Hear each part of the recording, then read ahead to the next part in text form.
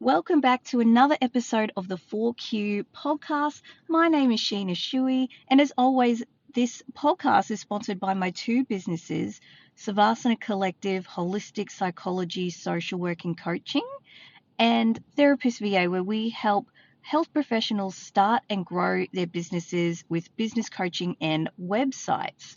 Now, today's episode is all about, is anxiety genetic or hereditary?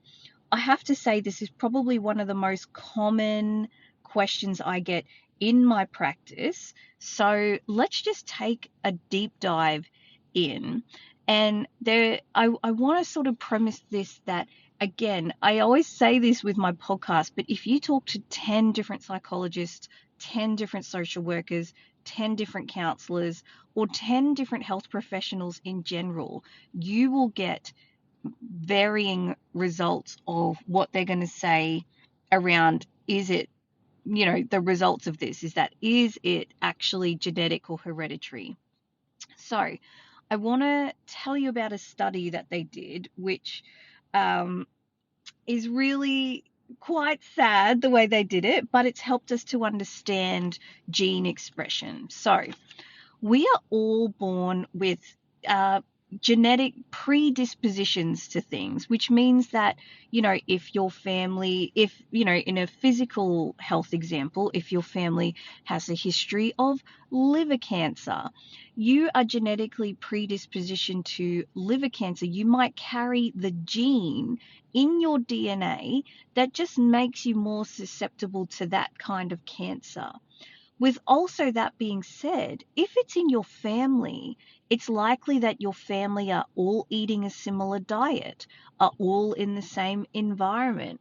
And so a lot of it's tricky because it's really hard for scientists to tell, okay, what part of you possibly having liver cancer is related to the gene being turned on, and that you've got this gene, you're more likely to do it.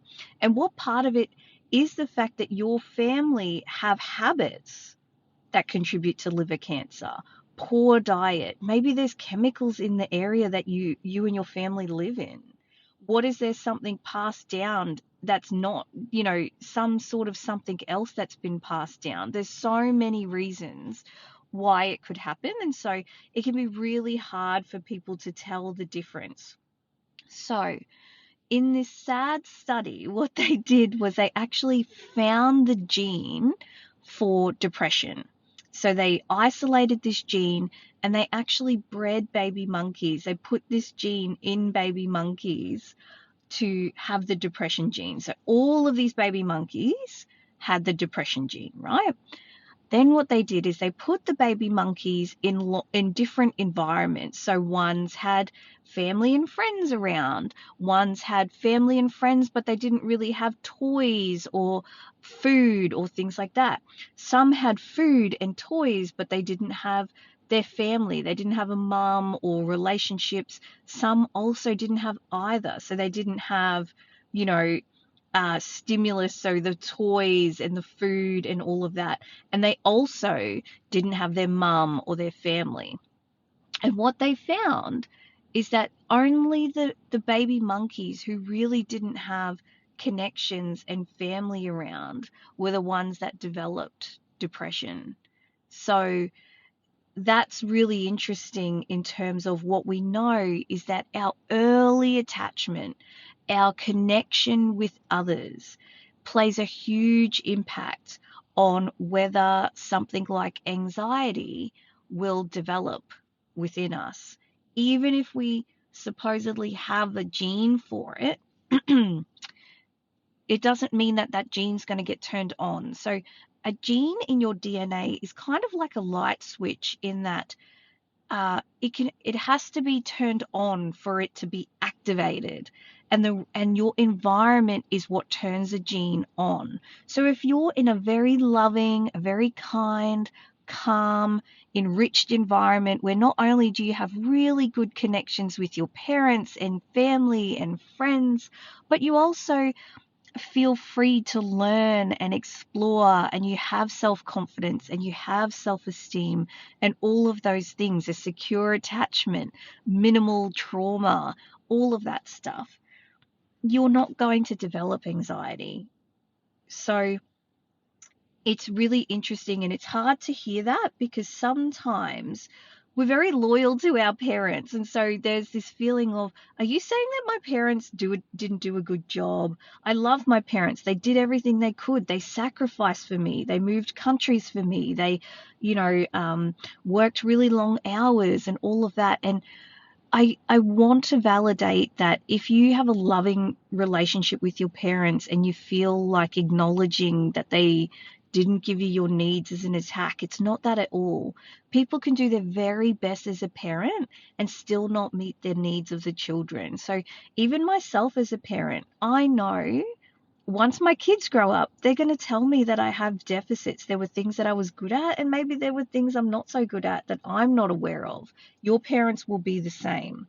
So just know that it's okay. It's not a blame game, but we just need to know where some of this anxiety comes from so that you can change it.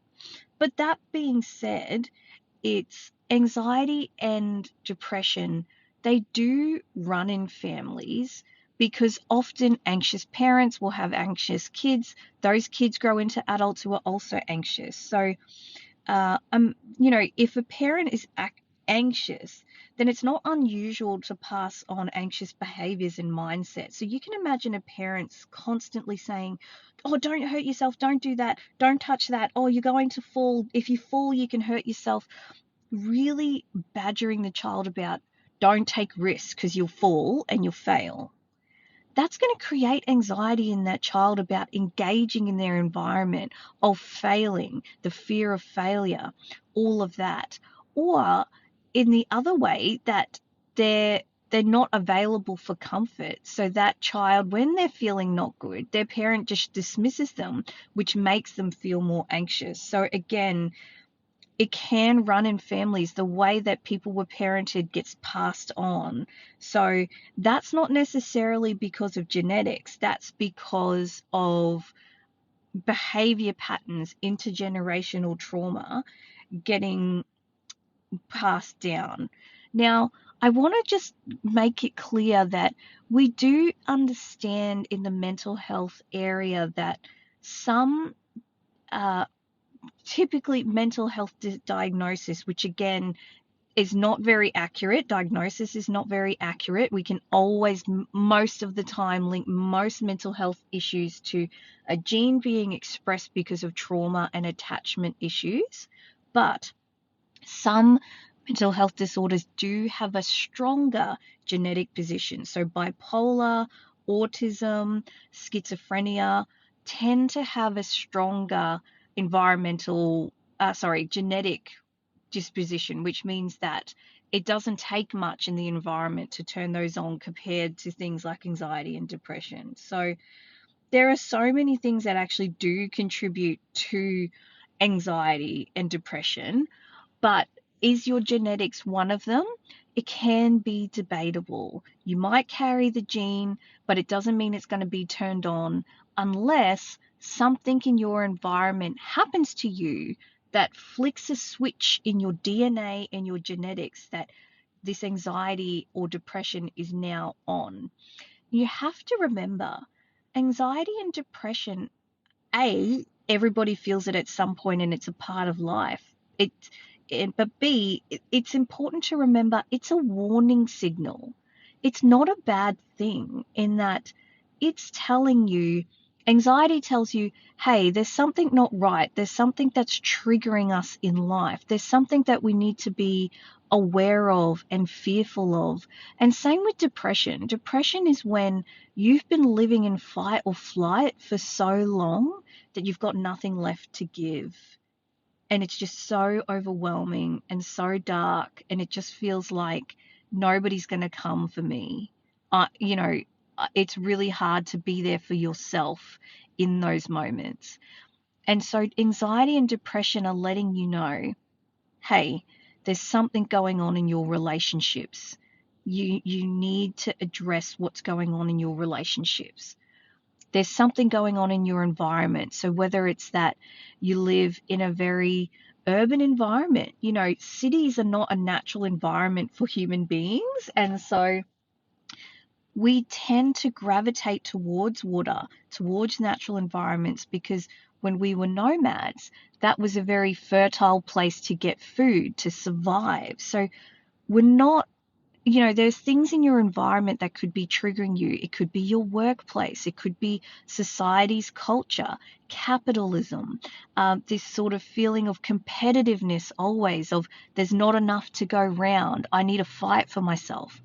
All of that bigger picture stuff really can have a huge impact on your levels of anxiety and depression. So there's that. So relationships and your environment, but then also anxiety and depression let us know when something inside of us, in our mindset and our psychology, is not okay. Something has fractured in our identity, in the way that we see ourselves, in the way that we see other people. We haven't addressed either a past trauma, a past issue. We haven't gotten clear on who we are, or we're neglecting parts of ourselves. So, again, with a lot of high functioning women that I see, they're very intellectual. They very are logical, smart, go getters. I get that. But what happens is they're so driven by this perfectionism and being high quality and being the best, that they don't engage the right hemisphere. So they're very left hemisphere of the brain. They're left hemisphere dominant, we call it, which is all logical, all planning, all of that. But we need a balanced brain. We need that right hemisphere of artistry, music, connection, bodily movement, moving around, being free, being not restrained by schedules, just being yourself. So it can be very hard sometimes when you're so used to intellectualizing your emotions. Oh, I know why I feel this way. It's because of this, and it's because of this, and it's because of this, as opposed to feeling your emotions, exploring your emotions, being creative with your emotions. So that can play a huge part as well. So again, when we really think about anxiety, you've got to think of the three levels. What's going on for me individually, in my mindset and my psychology? What's going on in my relationship, so my partner? What's going on with my kids, in my family, with my co-workers, that kind of thing? And then really taking a step back and going, I live in a very toxic environment in terms of, does it not feel good for me to live in this suburb, in this place anymore? Does this community align with who I am? Am I living in a capitalist culture that puts so much pressure on us to be perfect? If we're not up to par. We're not living a life that is, you know, A plus, gold star. So think about those layers, think about those things. And again, just remember the study of those sad little monkeys. I know it's sad, but what it shows us is that if all of us had the genetics for anxiety and depression, only the ones of us who aren't addressing something at those levels, who aren't addressing the trauma or attachment that we may have experienced, will be experiencing anxiety and depression. And I want to just put a caveat to that trauma can also occur from your environment. So it's not always the parental relationship or the attachment in your early developmental years.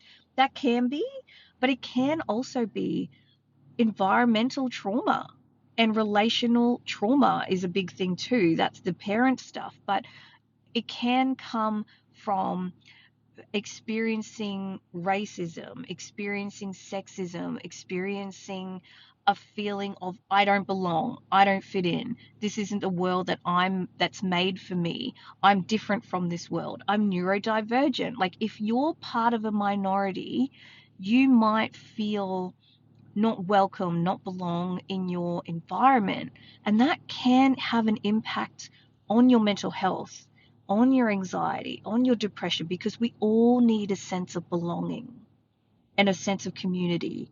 So I hope that gets you thinking about some stuff in your life. Please feel free to reach out. If there's any questions that you have, or you want to deep dive and go a little further, you can send me a message, hello@savasanacollective.com. You can take our anxiety quiz to understand what relational trauma you have. So I'll link that to there. And of course, if you're experiencing this because of stress in business, of course, you can reach out to us at Therapist VA too. All right, have a wonderful day. Thank you for taking this time to learn about yourself and learn about what's driving things for you. And please know that as someone who's had anxiety, who has ADHD, who has all the things, you can create a life of meaning and calmness and contentment and clarity. It is 100% possible for you, and I 100% believe that. But you've got to invest in yourself to get there. So take some time, do something for you, and I will see you in the next episode of the 4Q podcast. Bye for now.